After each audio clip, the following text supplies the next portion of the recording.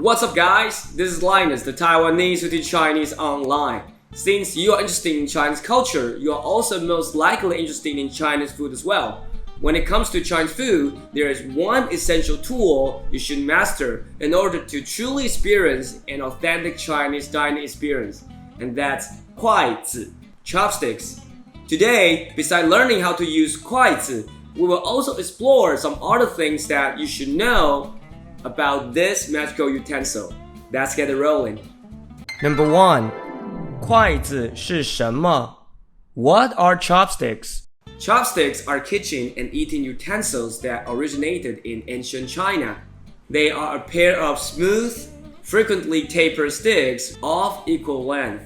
Traditionally, they are made of wood, bamboo, metal, ivory, and ceramics, while modern-day materials can be plastic, stainless steel, and even titanium. In Chinese, we call chopsticks 筷子. As for its measure word, we say 一双筷子, using the 双 measure word for a pair of, and 一根筷子 or 一只筷子 for a chopstick. Number 2. 怎么用筷子? How to use chopsticks? There are many ways to hold chopsticks. Here, let me introduce the standard grip. Step 1. Put the first chopstick on the ring finger of your dominant hand and hold it in the area between the thumb and the index finger. Step 2. Put the second chopstick on the middle finger and fix it with the thumb and the index finger. Step 3. While fixing the bottom chopstick, move the top chopstick around in order to grip and pick up things. Now you know the basics of how to use chopsticks. Before you are able to call yourself a true master, you are going to need a lot of practice. When I was a kid, my dad would put 2 plates in front of me. One was empty and the other one was full of dry black beans. He would have me move the beans back and forth until I had mastered using the chopsticks. Looking back, I feel that this helped me a lot. You can give it a try. Number 3. 筷子的礼节 Chopsticks etiquette.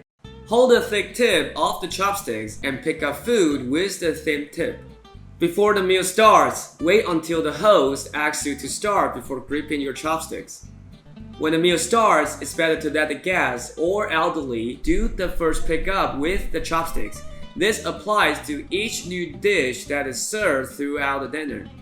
Decide on which dish you want to pick up food from before you move your chopsticks. Do not hesitantly move them around in the air above the dishes. It's more polite to wait until someone has finished picking up food from a dish before you take your turn. This helps avoid awkwardly crossing arms and dropping food. When picking up food from shared plates, do not use your chopstick to stir around in the dish or move pieces of the dish around in order to find the specific thing that you want to eat. You should aim for the food that you want and then pick it up. Instead, when eating with a group of people, it is suggested to use 公筷, public chopsticks.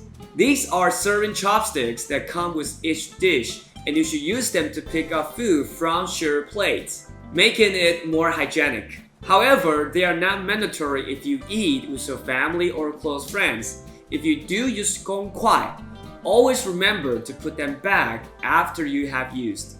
Number 4. 筷子的禁忌 Chopsticks taboos.